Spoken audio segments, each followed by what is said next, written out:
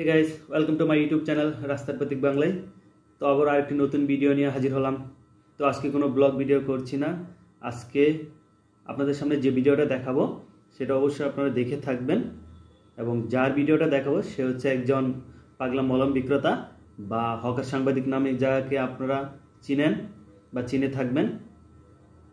একটা লাইভ শোতে তারেক ভাই এবং হচ্ছে পাপিয়া আপুকে ডাকা হয় এবং সেখানে আমরা সেই হকার সাংবাদিকের কিছু নাচ দেখতে পাই।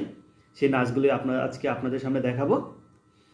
তো আপনারা তার নাচগুলো একটু উপভোগ করুন এবং আমাকে সাপোর্ট করুন। আমি নতুন হিসেবে আপনাদের কাছে একটা অনুরোধ থাকবে যে অবশ্যই আপনারা চ্যানেলটি একটু সাবস্ক্রাইব করে যাবেন, পাশে থাকবেন, লাইক কমেন্ট করে অবশ্যই জানাবেন যে ভিডিওটি কেমন হয়েছে বা আপনাদের কাছে কেমন লেগেছে। আর হকার সাংবাদিককে অবশ্যই একটা কমেন্ট করে যাবেন। চলুন তাহলে সেই হকার সাংবাদিক একটু নাচটি দেখে আসি। অবশ্যই না টেনে শেষ পর্যন্ত দেখবেন। চলুন। মেডিকেল ভিসা আমরা নিচ্ছি, মেডিকেল ভিসা নিচ্ছি, এতে চিপে আমরা হচ্ছে ট্রিটমেন্ট পাচ্ছি আর আপনারা আমাদের কারণে বৈদেশিক মুদ্রা অর্জন করছেন। আরে কৃতজ্ঞতা বোধ দিদি কৃতজ্ঞতা বোধ, একটা কৃতজ্ঞতা বোধ থাকে। মেডিকেল ভিসার জন্য আপনারা অ্যাপ্লাই করছেন, আবার আনসারুল্লাহ বাংলা ভারতকে গজওয়াতুল হিন্দ বানানোর অ্যাপ্লাই করছে। ऐसे कैसे चलेगा?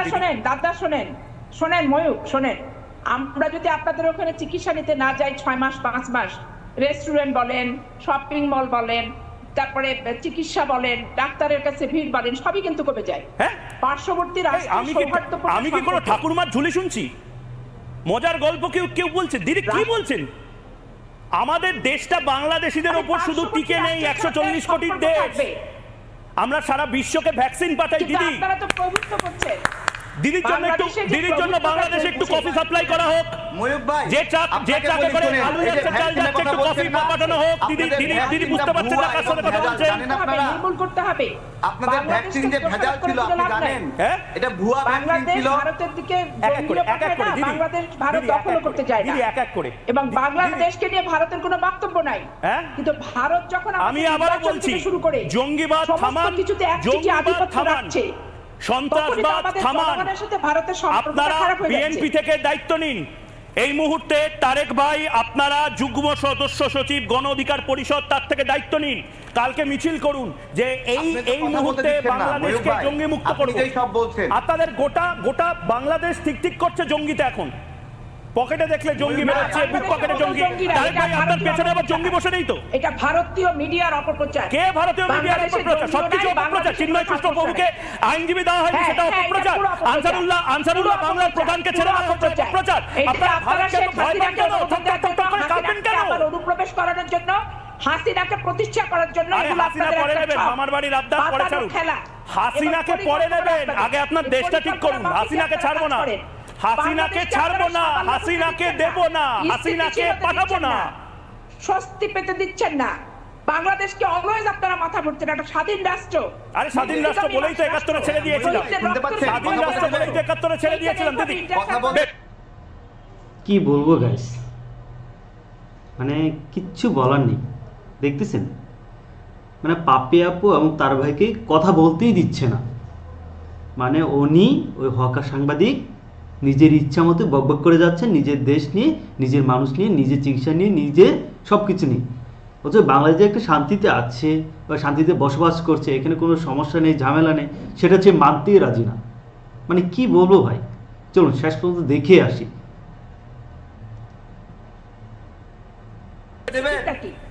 বেশ পাপিয়াদি সাউন্ড আমি কমাচ্ছি। তারেক ভাই ডিবেটে আসুন। তারেক ভাই ডিবেটে আসুন। কফি টফি খেয়ে নিয়েছেন, বাস্তবের মাটিতে পা রেখেছেন, বাস্তবের মাটিতে পা আছে তো? আমি বলছি, বলতে দেন। 140 কোটি মানুষ শুনছে, বলতে দেন কি? এই দেখেন, টিকার কথা বললেন, বাংলাদেশকে টিকা দিয়েছেন বললেন না? এই টিকাটাও ভেজাল টিকা ছিল। ভেজাল টিকা ছিল আপনাদের ভেজাল। দেখুন কতটা অকৃতজ্ঞ আপনারা। এখন বলছেন বাংলাদেশ নাকি ভেজাল টিকা পেয়েছে। কি বলবো, এতটা অকৃতজ্ঞ, এতটা অকৃতজ্ঞ আপনারা কেন করলেন বলেন? হ্যাঁ, টাকা দেই নাই আমরা। কি টাকা দেননি? টাকা আছে, কেন করলেন? টাকা আছে, এত টাকা আছে। পকেটে হাত দিয়ে দেখুন তো, বাংলাদেশের পকেটে হাত দিয়ে দেখুন। মোহাম্মদ ইউনূস নিজে কত টাকা চুরি করে নিয়েছে। আপনাদের বলার দম আছে? মোহাম্মদ ইউনূস নিজের ব্যাংকের জন্য কোটি কোটি টাকা নিয়ে নিয়েছে। মোহাম্মদ ইউনূস নিজের ব্যাংকের জন্য কোটি কোটি টাকা নিয়ে নিয়েছে, আপনার বলার দম আছে? বলতে পারবেন? নিজে যে সুদ দিয়েছে বলতে টিকার কথা বললেন না, 10 কোটি টিকা আপনাদের ধ্বংস করেছে। আরে টিকার কথা ছাড়ুন, জঙ্গি নিয়ে কথা বলুন। এরকম বহু টিকা আপনাদের দেব, এরকম জলাতঙ্কের, আরে জলাতঙ্কের টিকাও দেব, কিন্তু আপনারা দায়িত্ব নিয়ে বলুন জঙ্গি পাঠাবেন না। আমরা পাঠাচ্ছি জল, আমরা দিচ্ছি মেডিসিন, আর আপনারা পাঠাবেন জঙ্গি। চুলকানি রোগে ভুগছে, বাংলাদেশকে ষড়যন্ত্র করেছিল, এখানেও চুলকানি রোগ হবে। আমরা সেই টিকা আর কিনি নাই আপনাদের কাছ থেকে। ভালো করে 2 নাম্বার জিনিস দিলে এবার পাকিস্তান থেকে টিকা কেনেন, পাকিস্তান থেকে জল কেনেন।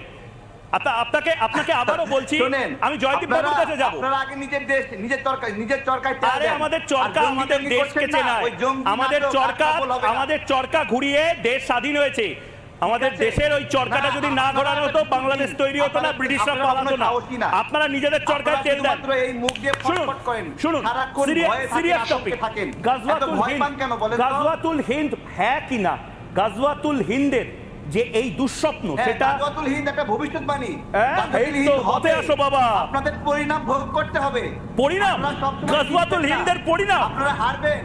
কি হারবে? আমরা হারবো মানে কে? ভারত হারবে? ভারত হারবে না হিন্দুরা হারবে? ভারত না হিন্দু? ভালো করে বলুন। আপনাদের ঘুম হারাম।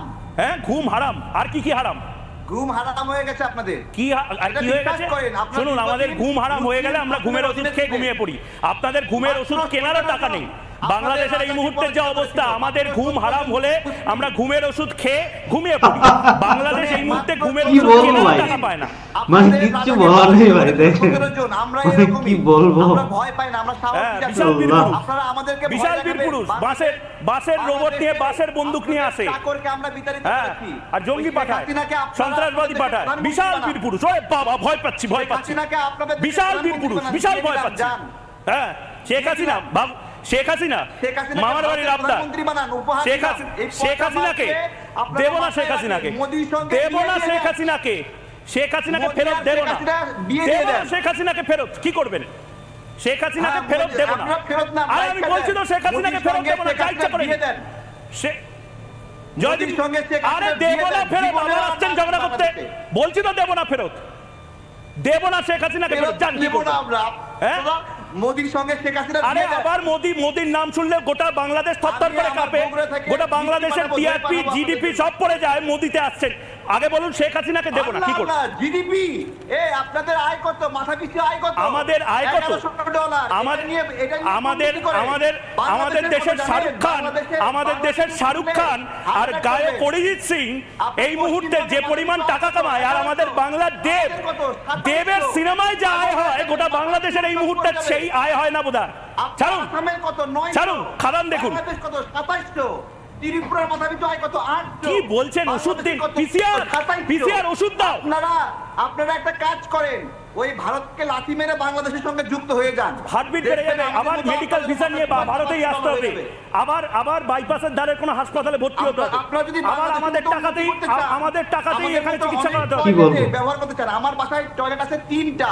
কি 3টা? অফিসে একটা বেশি টয়লেট নেই। আপনি দেখেন এখন এই ভিডিওতে, আমার অফিসে এখানে 2টা আছে টয়লেট। অফিসে একটা বেশি টয়লেট নাই। আপনার ওই টয়লেটেই থাকুন, ওই টয়লেটেই ঘুমান। মাফ করুন আমাকে, আপনি ওই টয়লেটেই কেমন জোকার ভাই, দেখছেন কেমন জোকার। মানে আসলে ওর কি সাংবাদিকতা করে না কি করে, আমার এটা মাথায় আসে না। মানে এমনও জোকার সাংবাদিক আবার হয়। ও আবার সাংবাদিক, আবার সিনিয়র এডিটর লিখছে। আপনারা বলুন, ওকে সাংবাদিক? এটা তো আসলে মলম বিক্রেতা ভাই। নিশ্চয়ই কোনো মলম বিক্রেতা থেকে আজকে এই পর্যন্ত আসছে। মলম বিক্রি করতে করতে ও এখানে আসছে, তাই তার পেশাটা যে ছিল সে পেশা থেকে সে বেরিয়ে আসতে পারতেছে না। চলুন তার আরেকটু মলম বিক্রেতার বাণীগুলো শুনি, চলুন। ডেভেলপমেন্টের ইনডেক্স হচ্ছে টয়লেট। আপনার দেশে মিছিল, আপনি থাকুন ভালো করে, টয়লেটে একটা বালিশ নিয়ে নিন, একটা কোল বালিশ নিন। তারেক ভাই, একটা কোল বালিশ নিয়ে শুন, টয়লেটে শুয়ে থাকুন। ওই টয়লেটে শুয়ে হিজবুত তাহরির আর আনসারুল্লাহ বাংলা নিয়ে শব্দ দেখেন। কি বলবো বলেন? এমন মিছিল বিশ্বের কোথাও আছে? মাঠে ঘাটে হাঁটবো না, গু আর খাবো না, এটা কোনো কথা? আপনারা কি পর্যায়ে নিজেদেরকে নিয়ে গেছেন? জয়দীপ দা অনেকক্ষণ ধরে হাত তুলছেন, আমার ডিবেটের সময় শেষ, কিন্তু জয়দীপ দা আসলে কি বলবো, কিছু বলার ভাষা নেই। আমি জানি না এই সাংবাদিকরা তো মাথা ব্যথা কেন বাংলাদেশকে নিয়ে। আমরা বাংলাদেশে মুসলিম, হিন্দু, খ্রিস্টান, পাহাড়ি, বাঙালি সবাই একসাথে বসবাস করছি। বেশ ভালোই আছি, আমরা শান্তিতে আছি। তাহলে এই বেটা হকার সাংবাদিক কেন এত মাথা ব্যথা? মানে কি একটু উপস্থাপনা করে যে পাগলের মতো নাচানাচি করতে থাকে, মনে হয় যেন কেউ রাস্তা দিয়ে মলম বিক্রি করে যাচ্ছে। ঠিক আছে গাইস, আপনারা কমেন্টে বলে দিন যা বলার আছে। তো অবশ্যই চ্যানেলটি সাবস্ক্রাইব করে যাবেন আর সাপোর্ট করবেন আমাকে। ঠিক আছে গাইস, সুস্থ থাকুন, ভালো থাকুন, দেখা হচ্ছে নতুন আরেকটি কোনো ভিডিওতে।